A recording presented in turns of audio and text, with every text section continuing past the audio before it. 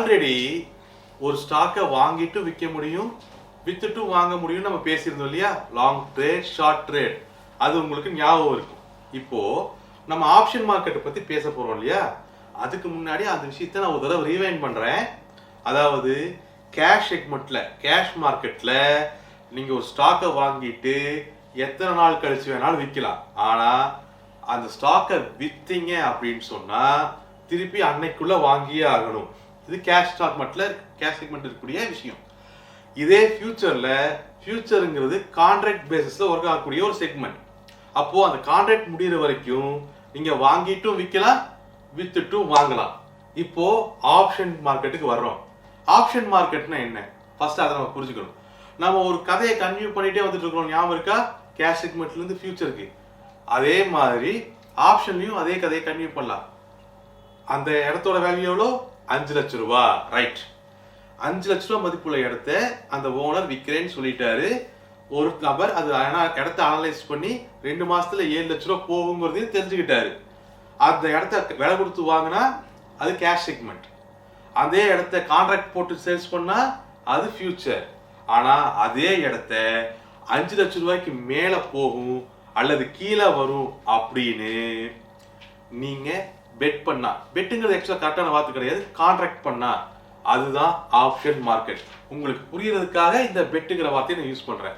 இந்த இடம் 5 லட்ச ரூபாய் இன்னைக்கு ஒருத்தர் அனலைஸ் பண்ணி அது 7 லட்ச ரூபாய் போகுங்கிறத தெரிஞ்சுக்கிறாரு.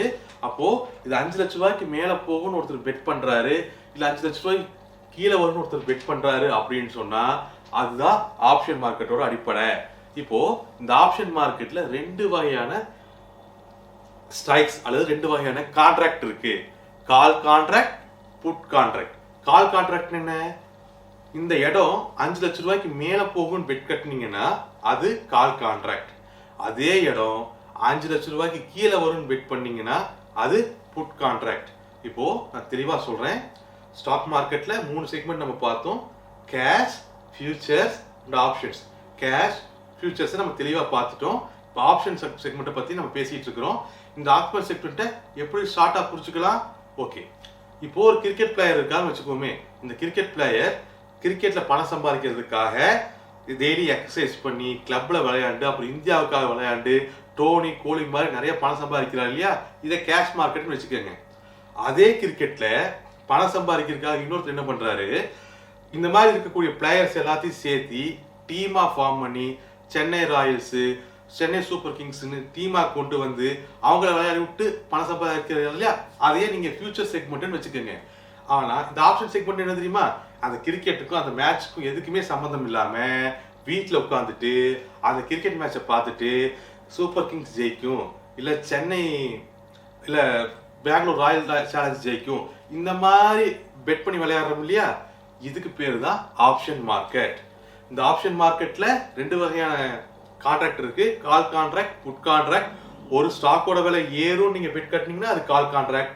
ஒரு ஸ்டாக்கோட விலை இறங்கும் பெட் கட்டினீங்கன்னா அது புட் கான்ட்ராக்ட். இந்த ஆப்ஷன் மார்க்கெட்டை பத்தி ஒரு தனி கோர்ஸை நம்ம ஆர்கனைசேஷன்ல இருக்கு. அந்த வீடியோவை பாருங்க, இன்னும் டீட்டெயிலா இந்த ஆப்ஷன்ஸை பத்தி நம்ம தெரிஞ்சுக்கலாம்.